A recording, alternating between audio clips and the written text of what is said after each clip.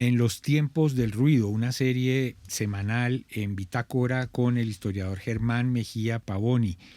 Se dice pronto conquistador y se traslada uno a la España de 1500 y eh, trata uno de pensar cómo decide uno que va a ser conquistador y que va a cruzar el Atlántico para venir a hacer una expedición.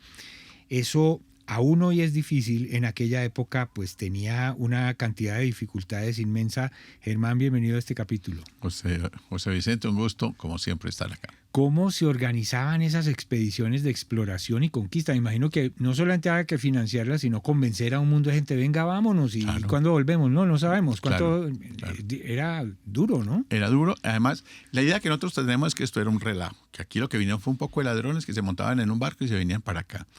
Más lejos de la verdad que no puede ser eso. Eso es parte de esa leyenda negra, la mala propaganda que se hizo. Lo cual no quiere decir que no se llegó y se sacrificó muchos indígenas y murieron. O sea, eso es absolutamente cierto, pero lo que nos interesa es conocer y saber cómo es que este proceso se dio y por qué sucedieron muchas de estas cosas. Y todo esto comienza con algo que eran las cartas de capitulación. Capitular es establecer un documento jurídico, o sea, esto está en papel y está firmado, entre la corona y un privado por el cual se dan unas autorizaciones a estas personas para venir y se comprometen a entregarle a la corona, por lo tanto, unas cosas de lo que recojan acá. Esto tiene dos orígenes. Uno jurídico, cuando el Papa, con el famoso Tratado de Tordesillas, reparte el mundo en dos y le entrega todo el occidente a los reyes españoles, a los reyes católicos. Luego, los reyes son los dueños, porque el Papa lo dijo, y porque el Papa tuvo derecho para decir, pues ya nos metemos en otro enredo, pero lo dijo, y le entregó a los reyes católicos todo lo que hubiera al occidente de la línea que ellos establecieron.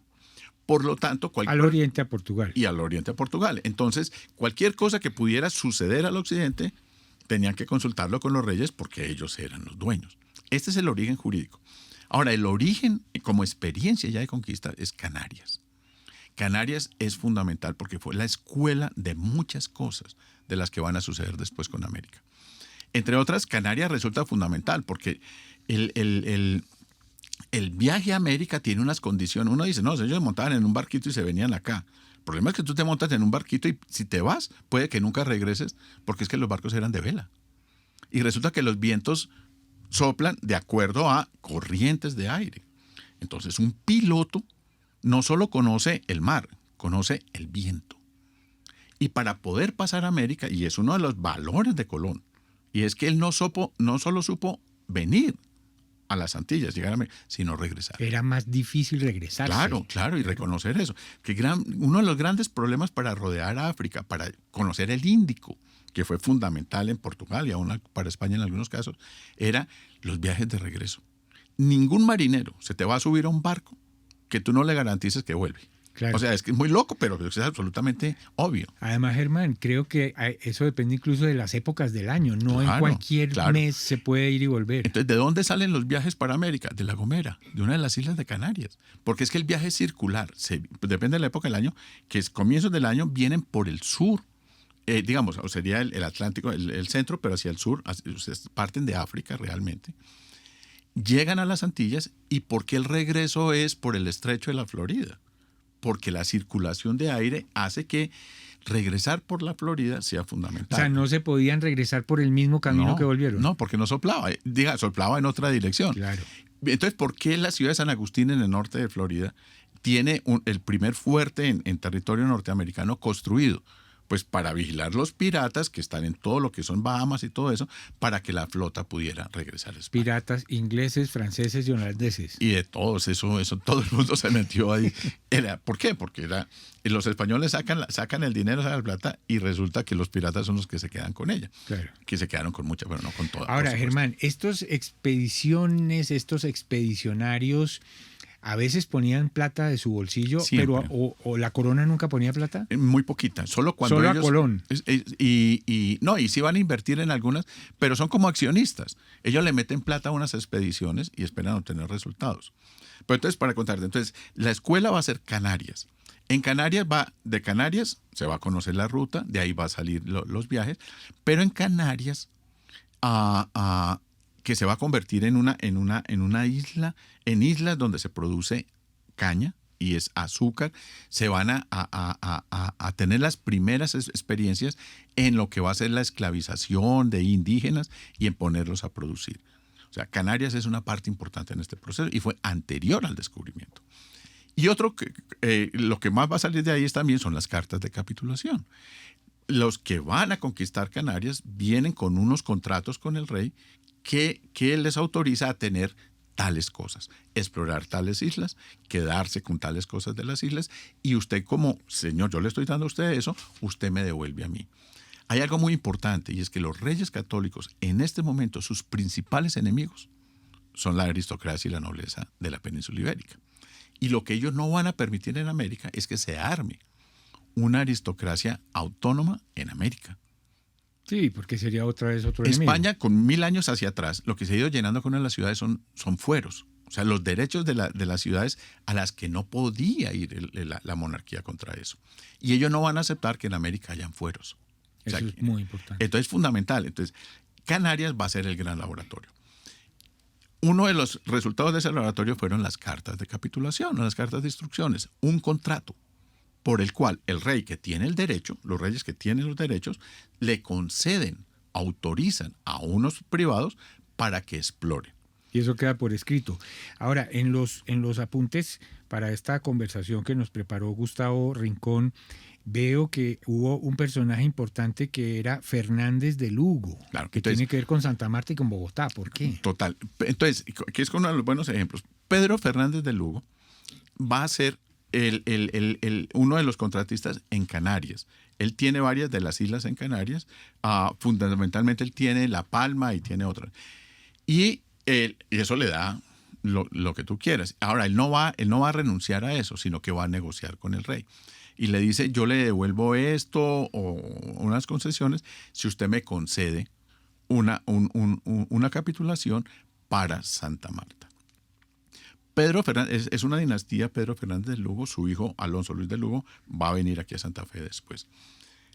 Él va a capitular Santa Marta. En un programa anterior contamos que Rodrigo de Bastidas exploró la costa y conocía el sitio donde podía fundar Santa Marta y lo hizo. En 1525 funda Santa Marta. Pero Rodrigo de Bastidas muere después, no tiene una vida fácil y hay varios gobernadores, Lerma y otros, que tienen unos finales muy complicados porque es una zona de indígenas muy bravos. De hecho, cercanos de ellos son los chimilas, que se lograron pacificar hasta finales del siglo XIX. O sea, allá hay zonas muy bravas. Que hizo que la suerte de Santa Marta no fuera tan feliz. Pero Santa Marta se convierte en un botín muy interesante por un cálculo. En 1530, 32, una cosa así, se descubre y se conquista el mundo inca, que se sabe que está al sur. O sea, Panamá fue una condición para llegar al Perú. Aquí todas estas historias se relacionan. Pero el Perú está, como se conoce el continente en estos momentos, ya de todas maneras estamos en 1530, se sabe que el norte de Sudamérica puede no estar tan lejos el Perú de las costas del Caribe.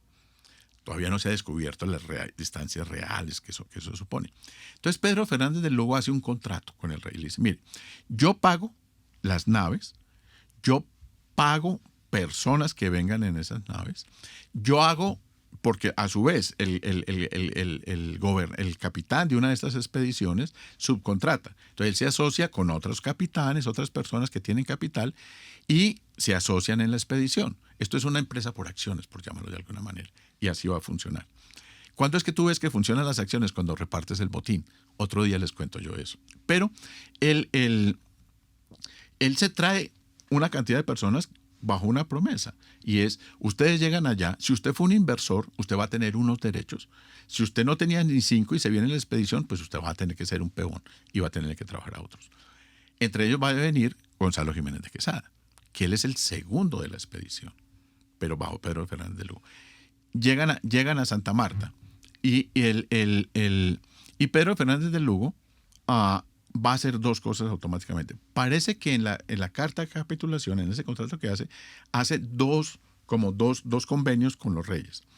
Santa Marta como tal y explorar el Río Grande de la Magdalena. ¿Por qué el Río Grande de la Magdalena? Porque era el camino al Perú. Entonces, él va a dejar lo que tiene en Canarias, que no lo deja del todo y que era una fortuna, por algo que él calculaba que tenía mucho más valor.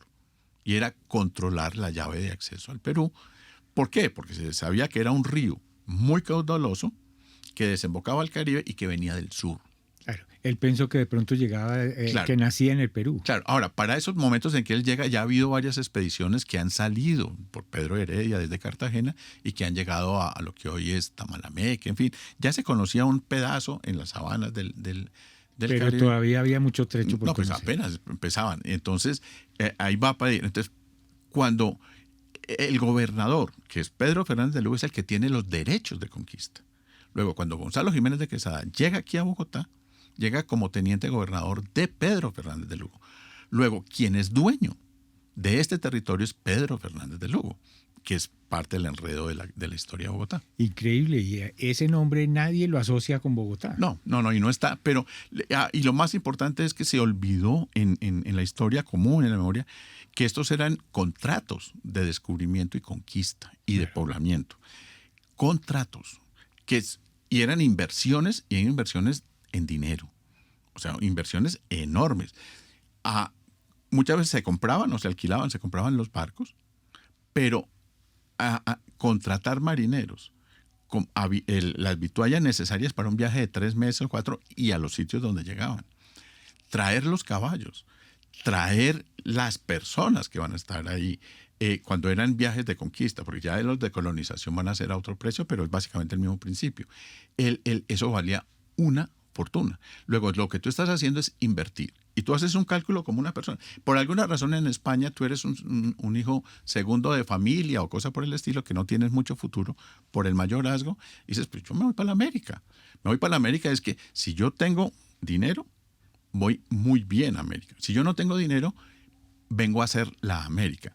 Por eso vas a tener varios conquistadores. Decía en un programa anterior, Pizarro comienza muy temprano con San Sebastián de Urabá y después será el descubridor del Perú.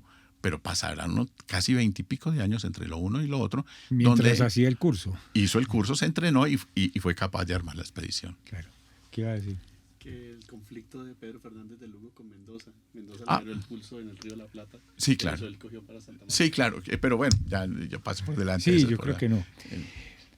Pues una expedición de conquista entonces era una empresa completa con muchas características similares a cosas que entendemos hoy.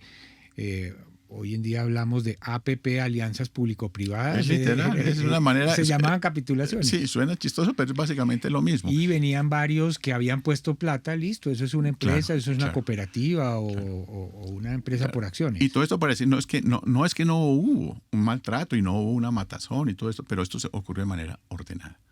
Pero era la lógica de la inversión. Si yo estoy metiendo 10, pues porque quiero sacar 100.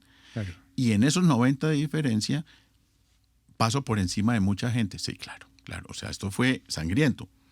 Sí. Y tenía la lógica de recuperar la inversión. Claro. Esto es lo que está ocurriendo. Tenía la lógica de recuperar la inversión y el riesgo de perder la vida y perder la fortuna. Total. También.